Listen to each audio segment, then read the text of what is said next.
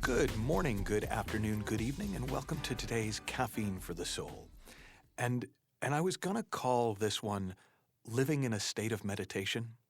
And that line comes from Sid Banks' recording, where he talks about how what everybody really wants is to live in a state of meditation, to live in the silence of mind, to live in the presence of presence, to experience God. Now, he didn't use all those words, but those are all words that are used to describe that state of meditation. I get it might be a little heretical, but my experience of that state, I've always just called it functionally stoned. I wasn't a big stoner, right? I went to high school. I got stoned. But I remember the feeling of it. And I remember that some of the time it was too much. And in fact, ultimately I stopped because it was too much of the time, and I couldn't function. But there were moments I remember from my high school days where I would get stoned and I would be able to participate in the world. And it was so cool to participate in the world in this heightened state. Now, if you've never been stoned on marijuana or alcohol or some other drug, chances are you've had experiences that are like that. You might have experienced a natural high after running. You might know the euphoric state that everyone sometimes drops into after sex. You've got a sense of what it is. Maybe you've even experienced it through meditation, of that incredible sense of being more than you thought you were, of being bigger than you thought you were, of all sorts of feeling filling you up and almost overwhelming you to the point where what's going on inside is more interesting to you than what's going on outside. Right? It happens a lot in hypnosis. In fact, that's one of the definitions of the state of hypnosis, is where your inner world seems more real to you for the moment, or at least more compelling than the outside world. Well, functionally stoned is where we're in that feeling state, but able to also live in the world. We're able to drive our cars and be in conversation and do our work. But our experience is not only independent of what's happening, it's so far outside and beyond what's happening that it really seems disconnected. Now, if there's an excuse for it, right?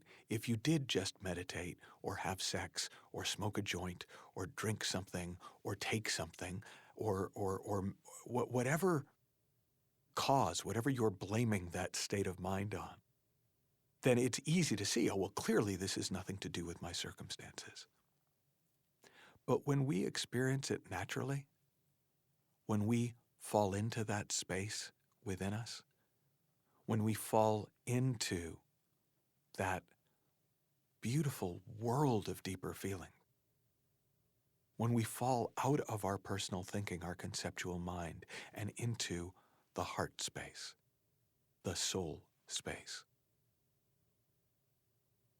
Because there's nothing obvious to blame it on, we will find something. We'll go, oh, it's because this happened. It's because I slept really well last night. It's because I was thinking a happy thought. And we then try to recreate whatever it is that we think caused that state of meditation. And if it was a drug, we try and do more of that drug or find a better drug. If it was sex, we try and have more sex or better sex. If it was a meditation, we try and do more meditation or better meditation. But when we see that that state of meditation is our nature, it is natural to us, it is what it feels like to be alive when we're not caught up in the noise of our thinking. It is, as Sid Banks described it, pure consciousness, uncontaminated by our personal thinking, then we realize there's nothing we need to do to get it. There's nothing we can do to keep it, any more than we have to do anything to get a nose or keep a nose if you already have a nose. I only put that qualifier in because I used to always use the example of it's like saying, to say I've got to do something to be in the state of meditation is like saying I need to do something to have a nose. And somebody came up to me after a talk and said, I don't have a nose. And in fact, they were born without a nose and had a reconstructed nose. So for most of us, it would be the same as saying, there's nothing you have to do to have a nose. There's nothing you have to do to live in a state of meditation, because meditation is your natural state. And it's just that, to me, that state feels like being functionally stoned. Now, here's the cool thing about being functionally stoned, about living in a state of meditation. Everything is interesting. The world is fascinating. Your own fingers. It's like being a child again. If you've ever seen like a baby in the crib who's discovered their hands and they can watch their hands and move their fingers for hours. It's like that. But when you need to use those same hands to type words on paper or on a screen, when you need those hands back to hold someone else's hand, when you need those hands back to do good old-fashioned hard work, you can. And then when you're done with your work, when you're done putting those hands to work, you can just look back at them and wiggle those fingers and be absolutely fascinated for hours.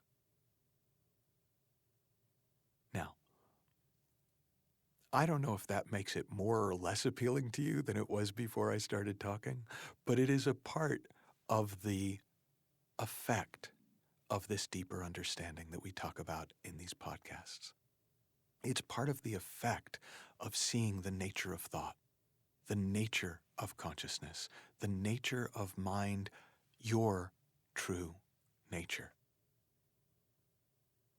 And I can tell you, if you don't know what I'm talking about, you're going to really, really like it when you do. Have fun, learn heaps, and I'll talk with you soon.